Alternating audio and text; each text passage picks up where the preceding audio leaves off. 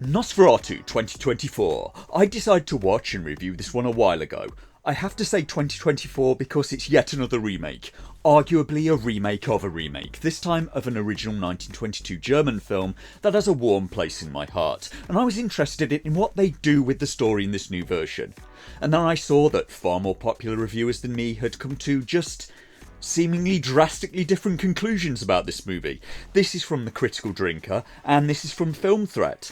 And I respect both their opinions. I trust that they both mean what they say and are being honest. The Critical Drinker has done a video on it that seemed to highly recommend the film. While Chris Gore and Film Threat, well, it looks like their takeaway is going to be largely negative. So before I watch either of what they had to say, what did I make of it and should you watch it? It depends on you and what you like. Because this film for me has some of the best and most artistic cinematography that I've seen in some time, maybe ever, and it begins right from the start of the 2-hour movie. But for me the film was a mixed bag, because for me it failed in the primary purpose of being a horror movie. I just didn't find it scary. I mean at all. I think I found it less scary than the 1922 version, which is up for free on YouTube if you want to watch it, though it is from 1922, so it's silent, and maybe a bit slow-paced for many in today's audience, but considering it was 1922 and what they had to work with, i.e. not even sound, it's a hell of an effort. And I have to give props to the actor Max Schreck in the original, because in many ways he is what makes that movie scary. I mean, just look at that thing. Imagine that creeping into your room at night. This new version wasn't even very original for me. It weirdly seemed to borrow heavily from unrelated films like The Exorcist, but maybe if you scare easier than I do, the horror in it will work for you. I'm not sure how I'd rate the movie. I certainly think it's above average, but for me, it falls short of being a cinema great. Maybe I'd put it in the region of a 6 or 7 out of 10. It seemed to lack patience and seemed to want to get right into it instead of building characters to care about, and as a result, it just wasn't scary for me because I just don't think I cared. It relied far too much on cheap jump scares for my liking and lacked the sort of genuinely creepy atmosphere that made the original stand out for me. And part of that was also due to the story structure. So starting with Film Threat, well, it turns out that isn't what their video really was at all. The thumbnail to it was just highly misleading. They're actually talking about one of their writers for the website who just hated this movie. He hated Lily Rose Depp's performance in it and gave the movie a 2 out of 10, and in reality, Chris Gore really loved the film. For me, the only problem with the acting was a few lines from Aaron Taylor-Johnson. What? Where the devil are you, Thomas? Because, seriously, that's the take you're going to go with. That was like a bit from the parody series Garth Marenghi's Dark Place. It looked bad. It looked like I was going to have to spend the night in Glasgow. Jesus Christ. When I saw that line in the film, it made me laugh out loud, which is not exactly ideal for a horror. The Critical Drinker also loved the movie, and he may have got some things wrong in his video again. When he says this, he decides he wants a bit of that action and imprisons Thomas in his castle to feed on him. Eventually though, Thomas manages to escape and the race is on to get back to Ellen before Orlok does. I thought that was wrong at first, but now I'm not so sure in retrospect. That would be wrong of the original 1922 film where Thomas didn't escape Orlok. Orlok just left the castle. Like he didn't care any longer about Thomas, and he just goes to Germany to go after Ellen. Thomas only manages to get out of the castle after Orlok has gone. But in this new version I realise the story is just so sloppy in places that I don't even know what the timeline is supposed to be. When Thomas gets out of the castle in this new version, I have genuinely no idea if Orlok is still supposed to be there or not. For me, the changes they made to the vampire Count Orlok in this film, well, they maybe humanised the character too much for me. He talked an awful lot in this version, and for me just lost that predatory edge. That feeling of being stalked by an animalistic insatiable hunger. For me, Bill Skarsgård was maybe a weird choice for Orlok. I didn't even know it was him. And the weird thing is that Willem Dafoe was in the movie Shadow of the Vampire, which was based around the 1922 film. He played Orlok in that film. Well, kind of. So this film is weird in that they maybe had a better Orlok already in their cast. For some reason, there have been extensive rewrites to the character Ellen in this version, so instead of starting the film as a sweet and quite innocent woman, she in this new version starts the film already touched by darkness, which means she now doesn't really have a character arc in this version. And as a result, the film also doesn't really go through the gears for me. Unlike the original, it starts out bleak and stays that way for the entire film. It also now has quite a bit of female nudity in this new version that doesn't really serve a purpose in the story at all for me, as does the weird theme of people kissing corpses. The film opens up in a fictional German town in the 1800s called Visberg. I thought they said Duisburg at first, but no, Visberg, which is apparently based on Wismar in North Germany on the Baltic coast. The idea for the 1922 film supposedly came from the producer Albin Grau's experience in the First World War, and they did a lot of the filming in Germany in Lübeck.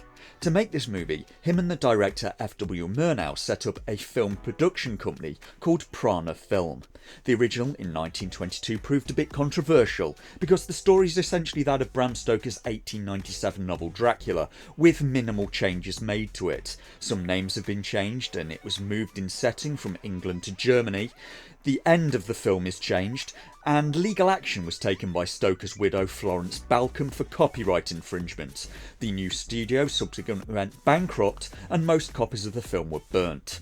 The change in setting also caused a bit of a problem for me in both the old and the new version, because in Dracula, the vampire was coming to England, and came by ship. Okay, makes sense, we're an island. There was no tunnel at that point. How else is a vampire going to get here? But in this version, the vampire count is going to come to this city in Germany, and he's coming from somewhere in the Carpathian Mountains. And he's still coming by ship. So this film is expecting me to believe that instead of going overland, maybe 1,000 kilometres, instead the vampire is going by sea. If he wants to get to Germany, technically all he has to do is take a riverboat up the Danube. Where is he going exactly? How is he arriving in Wismar on what appears to be a Russian ship? Where did he go? Because this isn't adding up for me. Did he go north and get on a ship at St. Petersburg? I mean, look at this thing. Are these films seriously trying to tell me that Russians wouldn't notice that thing walking around their port? This pointy-eared, creepy goblin thing? I don't know. Maybe they just thought it was Vladimir Putin, just with a much lower body count. Maybe that's another reason the film just isn't really scary for me anymore. In terms of horror, it doesn't even match the horror of the actual current day news. I mean, unless the ship sailed past Gibraltar, and the same problem was in the original 1922 film. And in fact, I rewatched the original, and it seems they did in fact go via Gibraltar. At least I assume so, because Orlok's ship in that film departed from Varna in Bulgaria on the Black Sea, and went via the Dardanelles. In this new version, I have no idea which way he went. The story just seems more sloppy than the original. Munich is only about 750 kilometres from Romania, so instead of going overland, Nosferatu is telling me Orlok went this way. And instead of going 750 kilometres, he went 8,500. Maybe you just really like sailors. Insert your own joke about Orlok having an insatiable hunger for seamen, like the live streamer Destiny if the leaks are accurate. Don't look it up. I mean, who knows, for all the sense that makes, Orlok may have done a loop around Greenland. Did they just get lost? The new version also stars Nicholas Hoult, who you may know from Mad Max Fury Road, and Lily Rose Depp, who I haven't seen in anything before, and I find it a bit sad that she's 25 years old and saw the need to have plastic surgery. If the reporting is true, she had cheek implants at 25 years old. I don't like that many women seem to feel so uncomfortable with their own bodies that they do that. And ladies, honestly, you probably don't need it. You probably look fine. But it made me think of these pictures of Sydney Sweeney again, and I promise, no, I don't in reality spend a lot of time thinking about them. I'm far more likely to be thinking about Nola Longshadow in leather on this bike, Or sitting no Longshadow writer might... In fact, never mind that right now. But is it weird that I still find her hot with a tomahawk? Anyway, last time I brought these up, I had a negative view of the pictures and thought the photographer was a creep for taking photos of a woman trying to relax in her own garden. And no, Sydney Sweeney is not mid. Guys are attracted to all sorts of different women. One person's they're just okay is another person's they're gorgeous. Case in point, Ron Perlman is married with 2 kids. I thought Sydney Sweeney had a right to privacy even if she's famous, and I still think those things are true. But I maybe found a small silver lining to this cloud, in that when young women see Sydney Sweeney, she's normally dolled up for the red carpet, and it could be good for young women to see her in a more natural state. Because she's a curvy girl, but she looks in overall good health, and that should be the most important thing. If you're a man or a woman, take care of your body because you only get the one. I was shocked recently at learning just how many young women never exercise. And seriously, everyone should exercise if you can, even if it's just going for a short walk every day. Get some fresh air and sun. Not exercising is really bad for you. It will mess up your hormone levels. Being sedentary, not moving, can cause low, not normal levels of testosterone, which can lead to these symptoms. And no, it's not good for men either. Take care of yourselves. There are spoilers for the film coming now. The 2 versions of this story start very differently. The 1922 film has a quite happy start with a young married couple in love, whereas the new version starts with a vision of Orlok coming to get the young woman in the couple, Ellen. And he was far too talkative for my liking. Orlok just kind of lost his mystery. And what's the deal with this dialogue?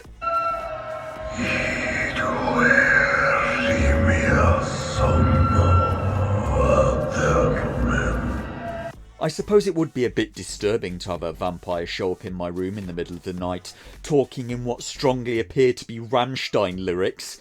More so if the vampire was played by Till Lindemann from Rammstein. I honestly think I'd find that more scary than this film. And I was a bit confused because I didn't understand the language, which it turns out apparently is a reconstructed form of Dacian. So I'm not sure in retrospect how Ellen even understands what he's supposed to be saying. I think them talking in German would have made more sense. I think I would have preferred the whole movie to be a lot more German really, like the original film was. Ellen has a new husband called Thomas, who works for an estate agent called Herr Nock. Thomas is sent by Nock to arrange the sale of a house to a rich foreign count called Orlok. So Thomas leaves his new bride to stay with a friend called Harding, who in the original lived with his sister. In this new version, his sister has become his wife. While Thomas has to travel to Transylvania to meet Orlok and arrange the sale of the property, with just the slight issue for Thomas that Orlok is a very literal vampire. Nock has been manipulated into sending Thomas to his doom. So in the original you have Orlok trying to act normal and just being creepy as hell, and that worked for me because there's something just genuinely off-putting about someone who's sinister pretending and failing to act normal and sweet. It's like they're wearing a mask. It's like you're not even looking at a real person. It's like you're looking in a mask and you can see the cracks and you can see the mask slipping. Like the witch in Hansel and Gretel, or the Disney Corporation. In the original, Thomas stays with Orlok for days, and every night when he falls asleep, unbeknownst to him, Orlok is feeding on him. He just remembers bad dreams in the morning, whereas in this new version, Orlok just seems to jump on Thomas during their first meeting, and I have no idea what's supposed to be going on in Thomas's head. Thomas just seems to forget the day before by morning.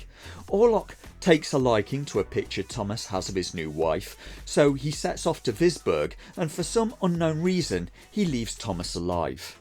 They both race back to Visburg, where carnage ensues and people start dropping like flies. In both versions, Ellen learns that Orlok will be destroyed if he stays up past dawn. In the new version, she learns this from an academic played by Willem Dafoe, and in the old version, she reads it in a book. In both versions, Ellen uses herself as bait to draw Orlok out, he stays out too long to feed on her, and it ends up being the end for both of them.